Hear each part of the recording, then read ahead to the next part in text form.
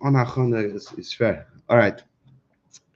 Okay, so we're learning Podoh B'Shalom Tavshin Chof Beis. It's printed in Look at Vav, Mugadik Maimer. And what we're discussing over here is that it says in the pasuk Podoh B'Shalom Nafshi that the neshama has a p'tia, has a redemption from its milchamas in this world, in Eifin of Shalom. And the Rebbe is medayik that it says Podoh B'Shalom Beis Shalom. There's two ways of Shalom. In other words, in the two Avedis that the neshama has to do in this world, they both end up in an Eifin of Shalom. What are the two Avedis that the neshama has to do in this world? What are the two Eifanim that the neshama can do? It's Aveda in this world. One Eifin is B'derech Milamayla Lamata. What does Milamayla Lamata mean? That he reveals such a strong light of a likus, of his neshama, that all of the enemies and all of that, the entire opposition just falls apart. It can't stand in front of the force of his neshama. So like this, all of his taivas, all of his nisyonis, everything just falls apart. And when he does his avodah in such a way, and it makes sense to say that it's b'shalom, there's peace, because the enemy is completely destroyed. When the enemy is completely destroyed, you have peace in the world. Yeah, tell that to somebody as you have a fabrenga, you discuss stuff like shalom. So what's his conclusion? Okay, I'll throw everybody out. I'll be the only one left. So it's ein shalom. Shalom king. So now maybe now we could explain what it's not only a joke. When you say shalom keg and vemen, it means that your approach to shalom is that for there to be shalom, there could be only me. If there's only my way, and then there's no opposition, there's no fights, there's no arguments. You don't have to deal with dasakol. You don't have to deal with halacha. You don't have to deal with nothing. It's shalom auf der Welt. So that's ein kegnet. About kopanim, when it comes to the nefesh lakis and the nefesh bahamis, it's actually a good thing. If the nefesh lakis can entirely get rid of the nefesh bahamis, can beat mevatel from its mitzias, so then there's shalom. But then there's another eifin of aveda. The other eifin of aveda is milamata l'mayla. But the nefesh lakis doesn't come with an overwhelming force to nefesh bahamis and basically tells him disappear. The nefesh lakis instead comes to nefesh bahamis and says, listen, I want to bring you along with me. I want that you yourself should serve the Eibishter, because you understand and you agree that it's a good thing to do. And like it's explained in other places, Rav Tois B'Keach Sheir. Rebbe doesn't mention it in this manner, but there's a lot of milas in bringing along the nefesh bahamis to serve the Eibishter. I had an insight into that word this past week. I was talking to my wife about one of the kids that we had to convince him to do something. Everybody knows in the ways of chinuch, sometimes you also have to convince with a bribe. So my wife was explaining to him that she'll give him something in order that he should do what we're asking him to do. So he said, no, why? Yeah, what? What if I'm going to do it? He's a little kid. If I'm going to do it, I'm going to do it because I'm supposed to do it. Well, it didn't make any sense to him. So my wife tried to explain to him, yes, it's true that you're going to do it because because you should be doing it, but in order that you should do it also with happiness, we're going to bribe you, we're going to give you a gift, we're going to give you a present, we're going to give you an incentive, let's call it. So I was thinking about it, and I realized that be'etzem, it's really much more than that. You could really look at it another way. You could say, yes, you're going to do it because it's what's right to do. Yes, you're going to do it because this is what you should be doing, but that's without the nefesh lakis. And when you do it as without the nefesh lakis, you're lacking the excitement that you're doing it because you know you're going to get up as a pair of rollerblades, you're going to get a ski trip, you're going to get something exciting afterwards. Then with the mall, the nefesh bahamis comes on board. You see suddenly the v'rav tuis b'keach sheir. Suddenly you have the passion and the excitement of the nefesh bahamis. That's what the nefesh bahamis brings to the table. That's what's explained in Chassidus. That the nefesh lakis does everything very calm and say, this is the right thing, we're in the right place, everything is good. So there's also a mile in giving an incentive that now you bring the nefesh bahamis along and suddenly you see a passion and a mirutza, a running to do it, a slavus, an excitement. That's not the mile that David is discussing in this mimer of the nefesh bahamis. The mile that David is discussing in this mimer is that when the nefesh lakis convinces the nefesh bahamis to come along, you have the mile now that the enemy, the one who was once in opposition and fighting against you, also joined you, which this is a tremendous mile. It's one thing to say that there is no opposition and that's why everything is good. But to say that even though there is opposition, I managed to transform the opposition. I managed to take the darkness and turn it into lightness. And there's a tremendous mile. So you have to do the avodah also milamata l'mayla. You need that avodah also. But the problem is, how could you call that avodah shalom? How could you say there's Beis Shalom, that this avodah is also an avodah, an eifin of peace? There's no peace. The Nefesh Bahamis, even after you convinced him that he should serve the Eibishter and he should dedicate his energies and his passions to davening and to tzedakah and to mitzvahs and in everything that he does, he's interested in going to business and to making money, but he should do it l'shem shemaim, kol masech l'shem shemaim, b'chol dechecha de'eu. But still, the Nefesh Bahamis remained a Nefesh Bahamis. And what's his natural inclination? What's his what's his natural interest? What's he always excited about? Is inyanim gashmim and chumrim, is inyanim of this world and things that are not necessarily part of kedusha. So you don't have shalom. You have this beast that you constantly have to keep on a leash and you constantly have to guard and watch. There's no peace. Maybe there's no war, but to call it peace is going way too far. So how could you say that there's Beis Shalom, that also in the eifin milamata l'mayla you do the avodah in the eifin of shalom? That's the question in this Maimer. And now, finally, the Rebbe is coming to answer it. And the kernel of the answer the Rebbe already mentioned before. He said we're going to have to bring out the keches of Yechida. But now the Rebbe is going to give a full beer on how that works. So let's start. Eis Ches on page Lametes. Ve'ininu.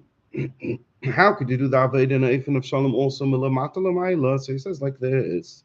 The key, one shaka vana biridas v'nefilas and itzaitzes. Since the intention why the Eibishter let these nitzaitzes fall all the way down into Gashmi Selam Haza, and all the way down into Inyanim that could be Taivis, Inyanim that could be Hepech of serving the Eibishter, and even further down Inyanim that could mamish be fighting against serving the Eibishter. The reason why the Eibishter made that all happen, the only reason it happened in the first place is only so that they should be refined and they should go back to their place in Kedusha. Which through this process of first falling down and then going up, they're going to go higher than they were in the first place. But that's not a topic for this Maimon.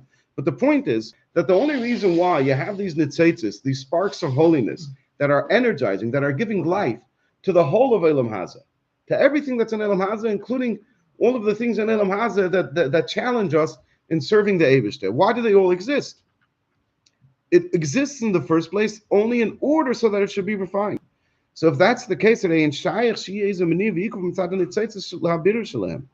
it's not possible that there should be any opposition and that there should be any withholding of on the part of the nitzaitzes for them being refined, because that's the whole reason why they were created. This part itself is a part that requires a lot of explanation, but just to appreciate what David just did over here. What's the standard view? The standard view is that the person has to come into the world, and the world is a place that challenges the Eibishter. The world is a place that challenges his ability to serve the Eibishter. The ultimate situation that a person should think about would be to be able to leave this world. Where is it going to be good? It's going to be good in Elam Haba. Well, while you have to be in Elam Haza, at least in Elam Haza, you should separate yourself from all of the inyanim that you have in Elam Haza. Because Elam Haza is what? Elam Haza is a challenge. Elam Haza wants to not let you serve the Eibishter. Every part of this world is screaming and saying, stop serving the Eibishter. That's the standard view. Then the Yid has to come and find eitzes and ways how to work with it.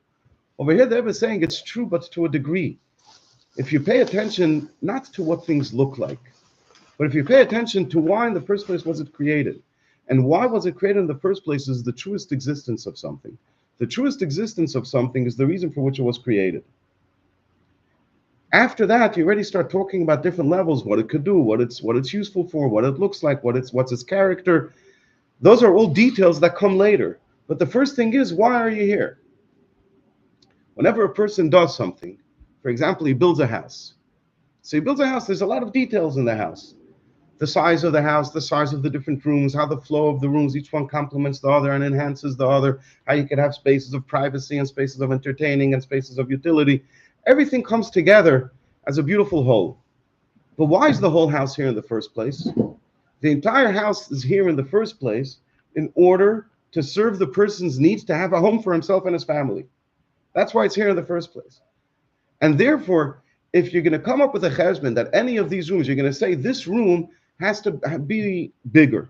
Why? Because for this room, this room has to be at this, what are the names of the different rooms? But this is the place where you receive people into the house and you want to impress them it has to have a double height ceiling and double height windows and a magnificent chandelier. It has to be massive and impressive. But if that gets into the way of the person feeling like this is my home, then we say forget about it. It's b'chlal not a cheshbon. It's b'chlal not an option to make a certain room in the house to look beautiful as that room, if that goes contrary to the general feeling of the house that the person gets when he wants to go in there. Because it's his house, and the only reason the house is there, including all the details, including all the rooms, is there only because he wants a home for himself. And that's the determining factor. And based on that, all of the other decisions of all of the other rooms, and even which rooms should be there in the first place, have to follow that thing, that this is my home. This is a place that I'm living in. I once experienced that a little bit when I went to visit Versailles. So Versailles is the palace in France. It's a village to the south of Paris, and the king in the 1700s and the 1600s, he didn't live in Paris, which was the main city, the biggest city in France. He lived in Versailles, and Versailles is a beautiful village, still is beautiful, and he had his palace over there. The place is to call it ostentatious is not probably just the building itself takes up the area of, without exaggerating, 2 square blocks. You have 2 wings of the building that each start, they go very long, and in between there's a massive square, and slowly they come narrower and narrower, and they come closer until you end up with the more intimate part of the palace. It's a complex that's hard to describe, and the beauty of it is also hard to imagine. When I was visiting it, I was thinking to myself, I get that the king had over here something magnificent, had over here something beautiful. That's Lefierich the king. But the thing that was hard for me to connect to is, how is the king able to feel that this whole thing is his home?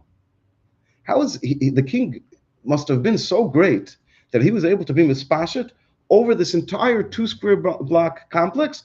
This is my home. Because a home has to be a place where a person is mispashet, and if not, it's not my home. If somebody tells you, I'll make you a house, let me tell you, a house 10 blocks long, you're going to tell them it's not a house. I'm living up in a warehouse. I'm living up in a manufacturing facility. A house is a place where I can feel at home. So everything in the house has to follow that. Yeah, no, but Bill Mamash, he barely ever walked. I'm talking in Indian Med. He barely ever walked into the other areas of the palace. You had the quarters for the staff, and you had the places where they prepared the food, and you had the places where they had meetings. The ministers had meetings with lower people. It was Taka, a much smaller area, which was the intimate part, the part where the king actually spent his time. But just the thought of just looking at this massive place and saying, how could he feel this whole thing is my home? He must have been a big personality. But Al Kopanim, the nakuda that I'm trying to bring out is that everything has to follow the reason for which it was created. If a person, for example, wants a car, and he wants a car because he needs to get from place to place. He needs to have a comfortable way to transport his family. You come to him and he comes to the showroom, and the guy tells him, "Listen, I have over," and let's say the budget isn't an issue over here, right? He can spend whatever he wants. So the guy comes to him and he shows him the most amazing sports car that exists in the world. The guy looks at the car. The car is no higher than this table, because for it to be a good sports car, it has to it has to be low on the ground, so that the center of gravity should be closer to the ground, so it shouldn't flip over when you make sharp turns. It should be able to pull sharper turns. So he's looking at it. It looks like it's very low. Then he looks up, it's in the back seat. There's no back seat. What's in the back seat? In the back seat, there's the engine. The engine takes up the whole area where there's supposed to be a back seat. Is the engine. Says my height. So the guy explains to him again. This is a matter of the performance characteristics of the car. You want to have the majority of the weight of the car should be in the middle of the car, so the back tires shouldn't kick out, the front tires shouldn't kick out. And he says, how do you fill it up with gas? So he says, to fill it up with gas, you have gas tanks on both sides, and you fill it up from here, and then you fill it up from here. Asks my high. So he says, listen, the engine is a big engine. You should be able to go 280 miles an hour. You have to feed it with a lot of gas if you don't want to run out of gas after driving a little bit. And he tells him, what's the service schedule? So he says, the service schedule is every 2 months you have to bring the car into the shop. We rebuild the whole engine for you. So for 2 days, 3 days, and every 2 weeks, you don't have the car. So the guy, so it's an amazing car. This car could do things that no other car could do. But the person is not buying it. The car is amazing. It's an incredible piece of technology that can do things that no other car in the world could do. So this is objectively the best car in the world. And the person says, I'm not interested. I'm not interested because I need a minivan. I, I need I need to go to Empire Kosher. I need to fit the car seats. I need to be able to walk while I'm driving, be able to walk to the back of the car to pick up the kid's bati, give it to him. What am I going to do over here with a sports car? In other words, the strongest factor of what something is why is it here in the first place, not any of the other details, and that's what decides everything else. And there it says that when you look at Elam Haza, you see in Elam Haza, you see goyim and there's shoyim, and you see klippus, and you see war, and you see fights, and you see challenges in health, you see mental health challenges, physical health challenges. You see all of these things that exist. You see challenges in parnasa, challenges with family. It doesn't end. You see all of these things. And all of these things make it difficult to serve the Eibishter. If a person was in a happy state, if a person had an internal joy, he'd be able to serve the Eibishter. Like the Rambam says, we'd be able to serve the Eibishter in an amazing way. All of these things come together and they challenge him. So the Bechlal don't behave, and never mind the Taivas, and the Bechlal don't behave as things that help a person serve the Eibishter. They don't look like it at all. And this is the chiddush of what the Rebbe is saying over here. The Rebbe says, but wait a second, why does all of this exist? Why do all of these challenges exist? Because the Eibishter wants that we should take the holiness that's giving life and energy to all of this and refine it and bring this holiness, bring these sparks back to him. That's the reason why they were created in the first place. Without this, they wouldn't be in existence. They wouldn't exist. So no matter what it looks like, the truth of everything is that it's there to serve the Eibishter. And if that's the truth of the thing, then it cannot get in the way of serving the Eibishter. It's impossible. Because like I tried to explain before, the thing that determines what something is at the highest level and in the most substantial and significant level is, why are you here? What's your reason for existence? I believe there's an expression in French that's used as in all the sophisticated books that Pesreisen de Tar or something. What's your reason for existence? And what your reason for existence is, that's what determines what you are. And that is saying that the reason for existence of everything in this world is that the Nitzitzah should be brought back to the Eibishter. So that's the first point. And he says like this, this, that it's possible for something to stop this and to use the Nitzitzah in ways that are not part of serving the Eibishter, that are not part of their process of refinement and returning to Eibishter. That's only mitzvah the person.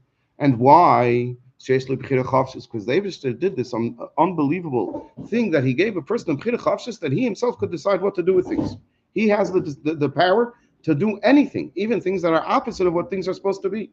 But mitzvah the sparks themselves, so that's the first problem. The first problem is that the person could get in the way, that he doesn't want to use all of these things to serve the Eibishter. And then, since he has b'chira, so he can actually use them in the way that they look what they are. In other words, in the eifin of taivas, in the eifin of challenges, in the eifin of anxieties, in all the other ways that a person could use the challenges. I'm going to skip the brackets. It's about 5 lines, 6 lines. The Yisraelim is then, there's an additional problem. I'm sorry, before we get to the additional problem, the Yisraelim is then, in addition to the fact that it's impossible that the Nitzitzah should stop the process of them being refined, is even goes further. Since this is the reason for existence of the Nitzitzah, that they should be refined, and without this, the Nitzitzah cannot have their shlemis, they cannot realize the reason for their existence. So therefore, they want and they yearn for the moment when they're going to be refined.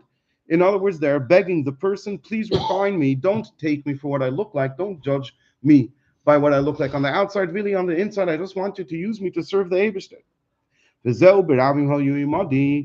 And this is the types of the pasuk. These nitzitzis, which descended into a place of rabbim, into a place of separateness, into a place of division, a place of reshus rabbim, the mountains that are each separate from each other. In other words, in a place of the opposite of the oneness of the Eibishter. Mishtakikim, they all yearn that the person should refine them And this is bedugmas in berabim hoyu imadi bepashtus, similar to what the meaning of the pasuk bepashtus is. Sha'anshe Avshalom, the people who were Avshalom's people, Hispalul in Tzcheinishal David, that while being part of Avshalom's men, while being part of Avshalom's followers, what they wanted was that David HaMelech should be victorious and win over Avshalom and return the situation back to the way it was, where David HaMelech was king over the Yidden. So it's the same thing that these Nitzaitis, even though they're Rabbim, even though they're in a place of Klippa and a place of Sitra Achra, their desire, even over there, is that they should return to the Eibishter. But there's a second problem that makes it nearly impossible for a person to do it. Since the Nitzaitis are in Golus, the Eibishter, like we said, caused the Nitzaitis to fall low, and to fall to the ultimate level of lowness. Of lowliness. So they're in Galus in B'chinas Rabim, and therefore Ein Ze Begilui. This truth of the Nitzaitis, this reason of existence for the Nitzaitis is not revealed, it's hidden. Until it's possible that sometimes it seems to the person, it appears to the person, the matters of this world, whether it be his taivis or his anxieties or his his lack of parnasa or health or whatever it is. So all of these things that exist in the world, they bring him to this situation. All of these things bring him to a situation of anxiety. All of these things in the world bring him to a situation of lack of health. All of these things bring him to a situation where he doesn't have the energy, the stamina, and the passion to serve the Eibishter. They prevent him from serving the Eibishter. Because the problem is that this helm of the Nitzaitis is a helm betachlis al derech helm she'ena b'mitzias, in the similar or the very same meaning of a helm she'ena b'mitzias. What's a helm she'ena b'mitzias? So that's another topic that really it takes a lot of time.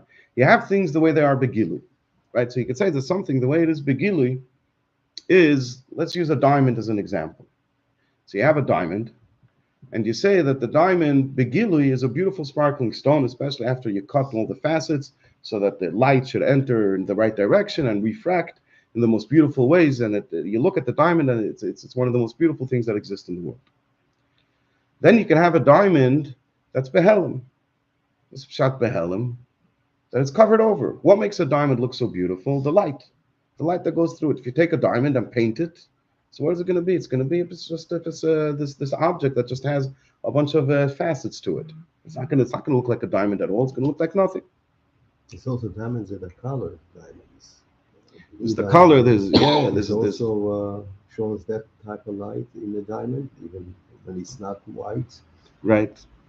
Yeah. It's a beautiful thing, a diamond. But when it's covered with sand or dirt or dust, what happens? Suddenly the diamond stops looking like a diamond. So the quality of the diamond is behelim. And in helim itself, you can have many levels of helim. You can have a helim where you're holding the diamond is already cut, it's already in your hands. Ravas, it's covered over with some dust, or it could be covered over with sand, with mud, a few mamash, a complete covering over where you can't even see the diamond. Then you can have the diamond behelim, the way the diamond is in the mine, in the ground, before it was even mined out of the rock that surrounded it, right? Diamonds are mined and taken out of these big rock formations, and over there, if you're not a geologist, if you're not an expert in this field, it will be very hard for you to even recognize and see that there's a diamond over here. So over there, the helim is even a greater helim, because not only is it part of a bigger rock surface that's b'chlal not a diamond, but it isn't even cut and it isn't even polished. So it doesn't really look like a diamond, actually. So over here, the helim is even greater. But even over here, you can't call it a helim she'ena b'mitzias. It's a helim, but it's b'mitzias. The diamond exists over there. Over here, the Rebbe is mentioning a concept over here of something. It's called a helim she'ena b'mitzias. What's a helim she'ena b'mitzias? I don't have a good way of explaining it, or even such a good way of understanding it. But a helim she'ena b'mitzias is when we say like this: this quality that's in it lost its entire nature, lost its entire light, lost its entire character. In other words, it's not expressed in any way, shape, or form, and you can't see it, you can't detect it, you can't work with it. It's not b'mitzias. What is it? Just its etzem is there. The fact that it is there, but none of its characteristics are apparent and are there. In other words, if we're going to talk about the Nitzitzis, so the Nitzitzis descended into Inyanim Gashmi. Take, for example, a piece of Chazer Treif, a piece of Davar Acher. So, this Davar Acher also has an Nitzitzis of Kedusha. Also has an Nitzitzis of Kedusha. But you can't see any of the qualities of Kedusha in it. What are the qualities of Kedusha? First of all, the qualities of Kedusha is that it declares and says, this is on the highest level, that it declares and says that the Eibishter created me. Look on me, you're going to see the Eibishter. This Glat, any Gashmis, you look at it, you don't see the Nitzitz Lekiyah that's Mechayit, you don't see it screaming and saying that I am a part of the Eibishter, that I'm created by the Eibishter, that my whole existence is coming from the Eibishter. You don't see it in anything Gashmi. And then perhaps if you go on a lower level, the entire creation is singing the praises of the Eibishter. Everything in this world, from Tzva Shamayim and Tzva Haaretz, from the constellations, the stars, the galaxies, and Pashat, the wood in this world, the stones, everything is singing. Everything in, I can't remember the exact quote, but everything in the world is singing the praises of the Eibishter. You can't see that either. So what if we go to a lower level? Let's go to a lower level where you say, okay, I can't, it's not expressing the fact that the Eibishter is creating it. It's not even expressing the fact that Bemis is singing the praises of the Eibishter. At least maybe on the level of Maisa, at least on the level of action, can I use it to serve the Eibishter? And when it comes to a Davar Acher over here, no. Even on the lowest level of existence, which is the physical, corporal, materialistic level of existence, even over here, this piece of Davar Acher doesn't scream out and say, use me for a mitzvah. It's impossible to use it for a mitzvah. So in what way do you see that there's a nitzitz of Kedusha over here? Where's the nature and where's the light and the character of the nitzitz? It's gone. It's nowhere to be found. It's lost entirely. The only thing that's left is the etzem truth that the why was this Davar Acher created, in order that the nitzitz that's in it should be returned to the Eibishter. So it's a helam sheina b'mitzias. In other words, the etzem isn't expressed in any way of existence, in any form of existence, in any shape, in any tzir, in any hispashtus. The etzem is not expressed. The only thing that's left is just the fact that the etzem is there. So a little bit of an explanation on what's this idea of helam sheina b'mitzias, or not helam sheina b'mitzias, but the idea when it's applied to nitzitzis, that it's al derech helam sheina b'mitzias. So the problem over here becomes, how are you going to deal with this thing? How are you going to deal with this thing? Everything that you want to deal with, you have to have a way to grab it. You have to have a thing to hold on to it. Let's say if there's a person trying to work with somebody and trying to help him to change. Right now, he has a lot of middas that get in the way of functioning. They get in the way of being a functional human being in this world. He's too stubborn. He's too perfectionist. He's too slow and lazy. Whatever it is, different things that the person has in him. A lot of chesed. So what do you do? What does a good doctor do? A good doctor will go and find in this person something that he could hold on to, either a moment from his childhood, or something that's very precious to him now in this today, or something that's a deep-seated dream of his that he wants to achieve. He'll hold on to that piece of good, and he'll use that to help the person get rid of all of these things that make him into a non-functioning human being. In other words, he needs to find something in the person that he could hold on to, and with that, he can work with the person. But when it comes to something that's a helam sheina b'mitzias, there's nothing to work with. What are you going to work with? There's nothing there. You can't work with anything. And therefore, how are you going to deal with this nisayon? How are you going to deal with these challenges? So David says that the only way to deal with it is to stop trying to deal with it on the level of its tzir, on the level of its nature and its character. What was the first word? Of its tzir, of its form, of its form and its shape. You can't work with it on that level, because on that level, there's nothing good. On that level, everything was covered over and taken over by the klippos. So what does the person have to do? He has to enter into an entire different playing field, onto an entire different level of existence and of reality. What's this level of reality that he has to enter? When the person enters the world of Berabim Hoyu Imadi, it's a different universe. He's able to say Yechida, he awakens the Yechida that's within him. In other words, the Etzem Haneshama Shalamaylam, his Pashtus Mitzius, he awakens his Etzem Haneshama, which is higher than any his Pashtus, than any Mitzius. So then, so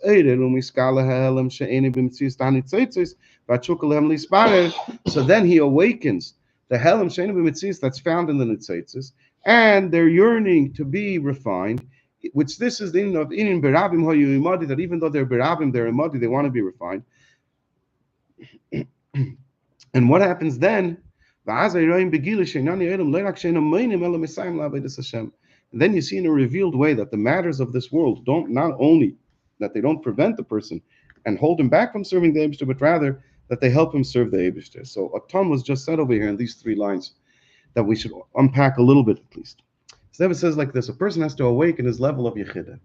He can have a person, say a person who's in a good Ma'amad Matziv, a tzaddik, and say a person who's in not a good Ma'amad Matziv. In both of these cases, why is the person serving the Eibishter? The person is serving the Eibishter because of some sort of agenda.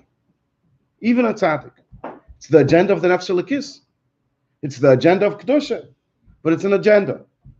And when he's coming and working in the world of agendas, in the worlds of I want something, in the world of there's a reason for something, so then in that world he can't find any ground, common ground with the nitzitz, with the spark that was completely hidden. No, over there the world tells him, I hear, very nice, you're a tzaddik. You know what I am? I'm a chaya, and I'm not interested. Good for you, you're a tzaddik, and it's amazing what you are. But you know what I am? Just as much as you're a tzaddik, this Indian in the world says, I'm the opposite of a tzaddik. So you can't come to it and say, I'm a tzaddik and I want to serve you and I want to use you to serve the Eibishter. What if the person enters into a different world? He says, not I am a tzaddik, not I'm a tzaddik, not I want, not there's a reason for something. But he says like this: there's the Yechid, there's the Etzem HaNefesh, Etzem HaNeshama. In other words, this is just a part of the Eibishter. There's the Eibishter over here. Forget about everything else. And in this level of the Eibishter, there's different rules to the game. Over here, it doesn't matter what your tzir is, what your form is, what you look like. Over here, it matters what's the truth of everything. In this world, you're going to talk about what the truth of everything is. Over there, even the biggest klippa, even the biggest rasha, even the biggest challenge has to admit the only reason that I exist is in order so I should be refined and brought back to the Eibishter. If you can ask me, what am I? I'm an Aveda. If you can ask me, what am I? I'm a challenge. I'm a Nisayan. That's what I am. But if you can ask me, why am I here? I'm here because the Eibishter made me with a purpose so that I should be refined and reconnected to him. If we're going to talk about that, this is a different universe. This is a different world. And over here, you could work with those things. So there's a condition over here. The person has to forget about his own agendas. The person has to stop living his life on a level of what's in it for me. Like I said, from the highest level of the way a tzaddik does it, all the way down to the lowest level, the way regular people do it. You have to forget about all of that. You have to enter into a different space, into a space of, like the Rebbe said earlier in the Maimon, the hisbonenus and the inning of Yechida, where in the end of the day, yes, I wake up and I know that I spend 23 hours in the day chasing different things in the world. Why do I chase them? Let's say, even if I'm a good person, I chase them because I need to. I chase them because I'm hungry. I'm pashat hungry, begashmis, and I want to eat. I'm sick and tired of living in a 2-bedroom apartment with 10 children, and I'm chasing a little money so I should be able to move into a bigger apartment. There's nothing wrong with it. Absolutely. Not only that, you're mechuyev al pitayra to do it. It's a good thing that you're doing it. But that's what you do for 23 hours in the day.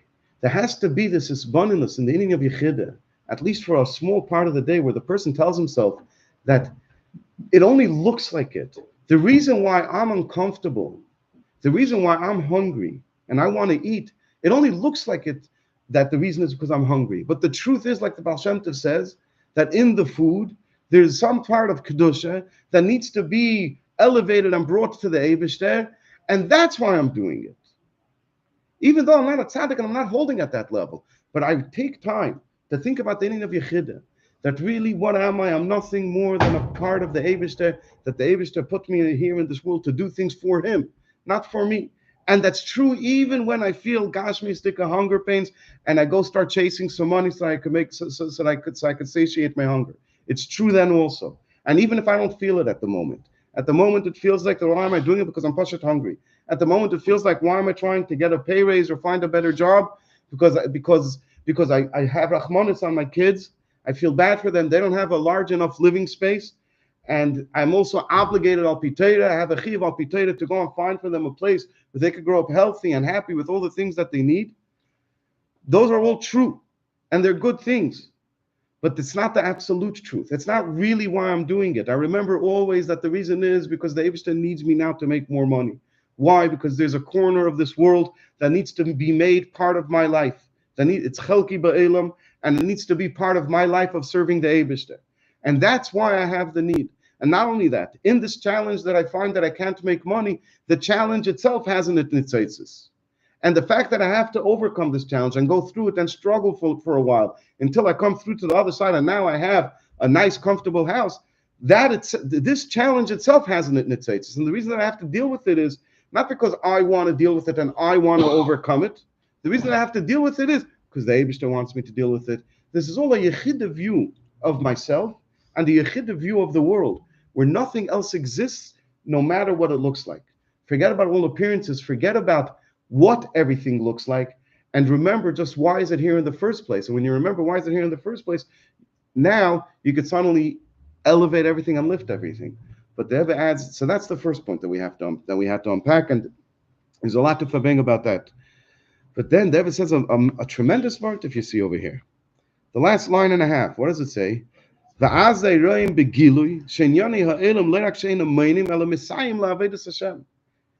first sounds like the Rebbe is saying that the world starts behaving differently around you. Where yesterday the need to make money was a cause for anxiety, now the need to make money is suddenly something that excites you and animates you and tzeget you to hatzlacha. The same thing that yesterday was a challenge and was putting you down, now suddenly is something that's powering your journey of serving the Eibishter, and it's not holding you back. It's part of the bitter. It's part of part of the part birur of being hidden, so to speak, and you do what you gotta do. It's part. It's part of serving the Eibishter. That's what it is. It suddenly becomes part of serving the Eibishter, and so too about all of the other triggers and all of the other pressure points that we have in our life. That it sounds like the Rebbe is saying that Reim Begilui, that Shinyani Ha'ilam, all of these things are no longer triggers, they're no longer pressure points, but rather they all start behaving in a different way, that they're Messiah Avodas Hashem, that they suddenly start helping us in serving the Eibishter. They stop being problems and start becoming things that enable us and empower us to serve the Eibishter. So if I could only bring myself to this place of a hispaninus in the inyan of Yechida, like Rebbe mentioned earlier in the Maimon, I don't have to get to Yechida. Get to Yechida, that's for the Beis Hamler. But I have to at least have a hispaninus and say that I know that the truth of me is not the way I feel most of the time. The truth about me is that I'm a chelik likami mal mamash. I have an etzem neshama, and this etzem neshama is really the truth of everything, from my deepest core all the way down to my toenails. It's the truth of everything. It's the truth of me, and it's the truth of everything that I come in contact with in the world. Now suddenly the nitzaitis that are all around you start sensing that. They start feeling when you come in contact with them, they don't feel somebody who's coming and saying, "Hey, I'm a person. I need you to come over to my side because I need you for this, that, or the other." No, what they hear suddenly over here is that there's a chelik l'kamim mamish that's on a mission over here in this world, and they say, "Oh, wait a second, that's why I'm here. I'm here for this mission," and they suddenly join you and they stop giving you problems. It's a gewaltige Gewalt. It's unbelievable, and that's l'chora chiddush of this maimer. I haven't come across it in other places. Extremely strong to do that mentally. You have to be extremely strong, but you also have to be extremely, I'm not going to say weak, but what I'm trying to say is, yes, it takes strength. You can't do anything without strength, but this requires something else. This requires letting go. You have to be able to let go of all of the things that become a part of us from when we're at the youngest age. We don't even know. I'm not going to mention names, things, or whatever it is. But let's say there's somebody, Chinuch is a very tricky subject. If anybody ever read the first few lines of Kunst Chinuch V'Hadracha of the Friedrich Rebbe, all the way in the beginning he says that a mechanech who doesn't understand the nefesh, the soul of the person who he's working with. So by trying to help and educate him, he could actually damage him and do the wrong thing for him. So one of my kids comes to me the other day and he says, "What am I built for?" What do you mean, what are you built for? What am I supposed to be? What am I supposed to be? Anyways, it turns out that somebody who thought that somebody, it wasn't the teacher, we have good teachers, but somebody who thought that he's going to help the child to grow up to be healthy and prepare him for his life in this world is starting to tell him that he has to think of himself now at this age of 8 years old. He has to start thinking of himself as an identity, that there must be something that I am. And he's starting now to create this identity within him. He's not, my child is not doing that, but a child can start creating an identity of I am a something. Ich weiß was, I'm a construction worker, I'm a fireman, I'm a whatever kids think about. I'm a businessman, I'm a, maybe he'll even think of himself as a shliach. But that's not naturally where kids at 8 years old go. The things that excite them is they see I'm a race car driver. I'm a race car driver. That doesn't stay with the child by the time he becomes 20, but the etzem cook, the etzem view that I am something of this world. I have an identity as I was built for something, and I'm meant and I'm going to be a certain part of this world in a certain way, starts building an identity in the person that later on in life, it's hard for him to connect to this idea that what are you? You're a yid who serves the Eibishter. What do you mean, what am I meant to be? You are a yid who serves the Eibishter. There's many details in how you're going to serve the Eibishter. And we'll figure out those details when you finish learning in yeshiva, when you finish being in an atmosphere of absolute and complete purity, where the only concept that exists, the only interest in your mind, the only excitement is the Eibishter, Yiddishkeit, the stories in the Torah, the learning of the Torah, the stories of the Rabbeim. Those are the only things that exist in me. And the only thing that I feel I am is I am preparing myself now to be an adult who serves the Eibishter. And after you have that strong foundation where the child has no doubt as to his identity, and he has no doubt what he was built for, what he was meant to be, now you go look for the details. What are the details that the Eibishter wanted me to be? Does the Eibishter want me to be a mashpia and a rav? Does the Eibishter want me to be a shliach? Does the Eibishter want me to be a balabas? You tell me which one it is. And it doesn't matter if I'm a mashpia, a shliach, or a balabas. In all of those cases, I'm going to be serving the Eibishter and being memala, the kavanah for which the Eibishter created the world for. I'm going to bring the Eibishter shchina down here into this world as a balabas. And I have it better than a mashpia could because I'm involved in this world. The mashpia isn't involved in this world. But the prerequisite over here is that the person in his nefesh should understand that what is he? He is somebody who serves the Eibishter. And everything else is just a detail of how. So we have to deal with all of these things that were starting to go wrong from when we were 8 years old and really from when we were 1 year old. And like you're saying, it's not easy. We have to overcome this. The Eibishter had it all in mind. The Eibishter had it all in mind. Like the Alter Rebbe says in the Torah, I was thinking. I believe I'm quoting the wrong pasuk. I think it was last week. He says over there that the Yid ended up in Mitzrayim, the Eibishter put him there. Mm-hmm. So that we have all of these things that start creating these difficulties and challenges for us from at the youngest age, the Eibishter made it happen. So it's a beautiful thing. It's all part of the story of what makes us so special and what makes the Eibishter so proud when we finally overcome it and do the right thing for the Eibishter. But it's challenging, and we have to have strength to overcome it. But that's not what the Rebbe wants you to realize over here in this moment. The point that the Rebbe wants you to realize in this moment is you have to let go. Right. You have to let go. Now, to let go, you have to be the strongest. Yes, it takes the greatest strength to let go. Certain things that happen could be so deep and mixed with the body's chemistry. Yeah. Like things that could happen to you when you were a year and a half, a year and a few months, but then I was thinking and I said to myself, look, Hashem is in the past, Hashem is in the Ove, Hashem is Ava, Ove, and Ati. Mm-hmm. Could be Kuf Alamaka. In other words, because Hashem will know how you're going to be later or whatever, and He does something good for you. I'm just trying to see it in a good way. That it happens so later on, uh, you're going to be able to, through the hardness of it, all of a sudden look at the truth and discover that, all of a sudden start keeping Shabbos and putting tefillin on, and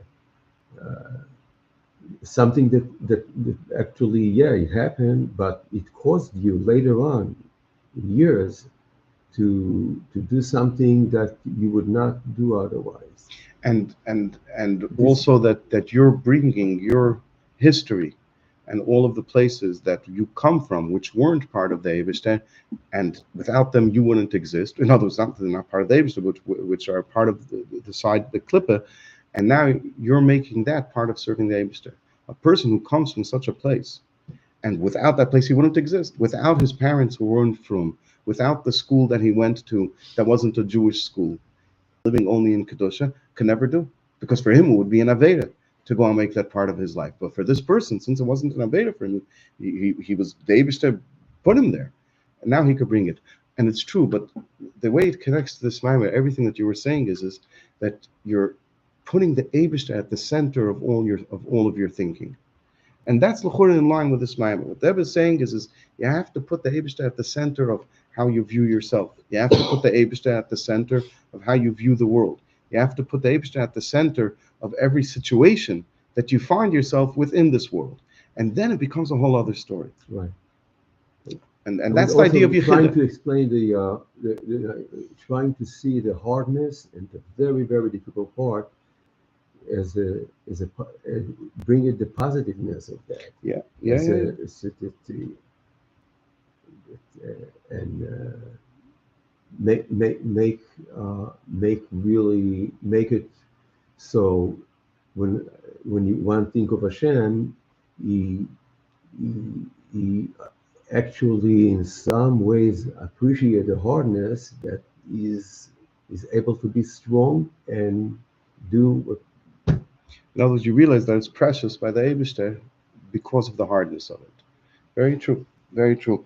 And just to get back to what you were saying about the strength that's needed, a muscle for it is that I was talking to somebody who was in a contentious situation. In other words, somebody wronged him, somebody hurt him in some way, and he was trying to figure out how he could make that right, how he could get back what he lost because of what the other person did to him. And I was talking to him and I told him, I observed that the most successful people in the world win all the time, and they win all the time not because they win every single person who ever tried to steal from them, not because they win every single person who ever offended them or whoever put them down or whoever hurt them in some other way. No, when something like that happens, they have the strength to let go and to move on and to say, I have nothing to do with this person now. I have nothing to do with this situation. I'm moving on to a place where I know I can be successful and do something to improve my life and to be happy. The true winners in this world always take that approach of letting go of situations that they know they can't win, and therefore the story of didn't win is barely even noticeable on them because they're spending all of their time just on things that they could win. So that's called letting go. But to do that, you have to be very strong. To be able to say that I'm not going to go and fight and demand my honor and demand my respect and get back every penny that the other guy stole from me, etc., it takes a lot of strength to be able to feel whole with yourself and say, I'm going to be okay, and I'm going to focus right now on what's good for me. So, al derech zeh, it takes a lot of strength to let go. It takes a lot of strength for the person to put the Avish at the center of his consciousness, at the center of his existence. But what's actually needed is not the strength. What's actually needed is to let go. Only that it takes strength to let go. Let's continue the Maimon. Not with the Amuna. I mean, it's not a helper. Of course, the Amunah helps, but this is With the way Amuna beyond. This is to this. let go. Amunah will help you get there, but the Amunah is not enough. Amunah is action. So no, not that you need physical action, but Amunah could come also in a form where the person just says, okay, I have faith in the Eibster. I accept whatever he wants, but I'm still not happy with what's going on with me. So it's not just a vart of emunah. The No, not vart of yechid accept, is but deep. overcoming. So it depends what it's Overcoming, but letting go. But it's you say, but it's you but, need but more than letting go. that. You need more than that. But it's a discussion for a different time. Okay. So let's go weiter. So now we can finally understand the pasuk.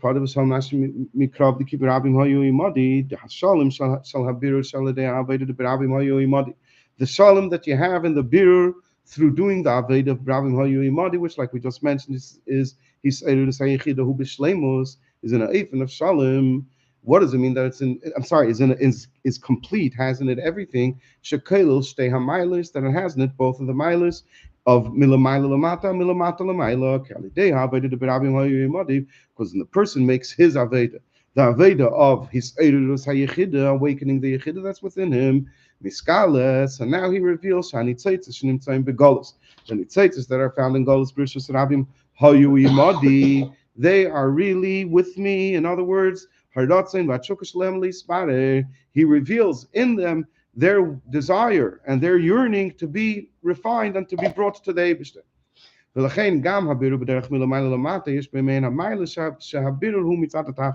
Therefore, even if the person is at this moment doing the Aveda in the Eifin of Milamayla Lamata, that he's doing it mitzad, the keiches of his nefesh elikis, that's just commandeering the nefesh abamis and forcing him into doing things, but it's no longer like that.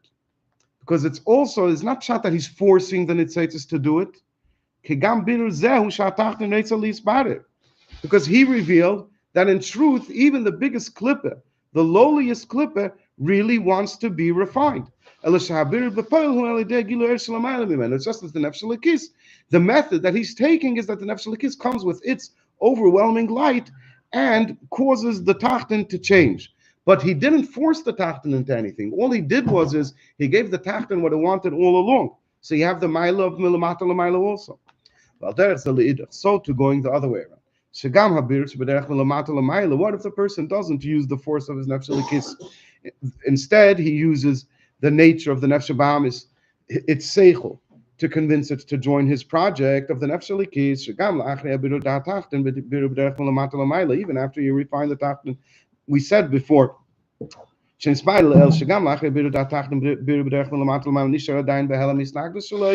opposition still remains. He still remains at tachten. Why is this? Why did we have that problem previously? Because you came to the tachten and you like added something, you attached something onto it that's not part of it. The person who was coming to refine it, which is hepech hateva da tachten. And this thing that you attach to the tachten is opposite of the nature of the tachten. We'll understand it by there discussing the nefesh bamis. For example, when the person takes this approach, milamata l'mayla with the nefesh bamis. By its nature, the nefesh abamis is interested in physical things. The love that the nefesh abamis experiences in a likus shanasa etzla alidei nefesh alikis shanislavish, which was only given birth to it, brought about within it, only because of the nefesh alikis that enclosed itself and worked with it. Hu hepertiva. This is the opposite of its nature. That the nefesh abamis should love the Eibshter is the opposite of its nature. And from this we can understand what if we're talking about a different story? we were megala the helam sheina b'mitzias, and we reveal that really the true existence, why the tachten, the true reason, the reason for existence of the tachten in the first place is in order that it should be refined. So hureitza mishtekik megilali is better. And in this case, now he himself wants to be nisbada. So in this case, as I have been, any different nicer follow. So now when you convinced it that it should want to be nisbada, you did have to convince it because begili, it's something else. So you did have to convince it. But it's not a double nicer. This convincing, you didn't convince it to do something that's against its own nature. You convinced it to be true to its hidden, truthful nature. Certainly, it's not only that it's not an added thing, it certainly doesn't run contrary to its nature. And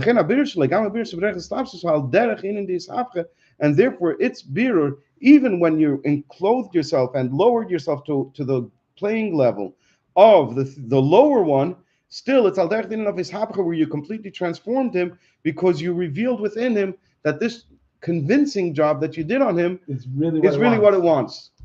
So it's like you transformed him. So it's a whole other, Yeah, it's but a you whole didn't other really story. transform because that's what it really was. So it depends where you transformed the what that it is, not the why that it is. The what you brought the what that it is in line with the why. You brought what it looks like in line with the reason why it exists. So your job was still to change what it looks like to be something that looks like the reason for which it was created in the first place.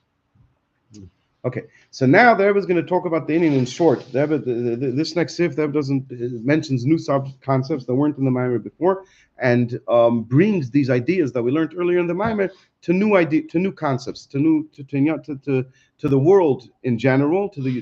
Takes a cosmic view, if you wish, and then the Rebbe also takes it to the level of the yichud between the Eibushter and the Yidden. The oneness, the unification of the Eibushter and the Yidden. So let's see. It's known that on a very high level, in a very general way, the meaning of Aveda is to unify Kutchabrichu and Shchinte. What does it mean to unify Kutchabrichu? And that's why Taka, we say every morning L'Shem Yichud Kutchabrichu Shchinte, and that's why in many communities they say before doing every mitzvah L'Shem Yichud Kutchabrichu Shchinte, because every single mitzvah, no matter what it is, and the entire day, the Aveda is all about unifying Kutchabrichu Shchinte. Somebody told me a very geschmack of art. What are you supposed to think about when you say L'Shem Yichud Kutchabrichu Shchinte? Supposed to think about Mashiach. When is going to be the true L'Shem Yichud Kutchabrichu Shchinte? When Mashiach comes. So every morning you say L'Shem Yichud Kutchabrichu Shchinte, instead of these high ideas of this Kutchabrichu Shchinte, I'm making a yichud, I'm getting all excited. You say, Eibushter, I'm thinking about Mashiach right now. That's what I want. It's part of it's a very derashvi way of looking at it. This person has. He was saying that you have to go to all of the communities, all the people who say before every mitzvah and tell them, listen, understand what you're saying. You're saying this mitzvah is to bring Mashiach. Not in a nutshell. Be'emes. Yeah, that's what this is. He kutchabrichu hu b'chinas seviv kolamin. Kutchabrichu is seviv kolamin. U'shchinte hu b'chinas mamali kolamin. Shchinte is mamali kolamin, and we have to bring them both together. And this also could happen milamayla lamata, milamata lamayla, like we'll see in a moment. Yaakov Avinu said, after I return b'shalom el beis avi, then we're going to have Havaya is going to be Elikim. In other words, through Yaakov Avinu doing Avodas Habirurim, which this is the meaning of V'shavti b'shalom el beis avi, hachzeres and itzaitis l'mekayim, returning the sparks of kedusha of holiness to their place. Dikar Avodas b'shvili yod haneshama lamati Avodas Habirurim, which this is the primary reason why the neshama came down into this world, is in order to do this Aveda. So what happens after I finish doing that Aveda in my personal level, in my personal life? So now I cause a change in the cosmic level, in the universal level of existence. I'm going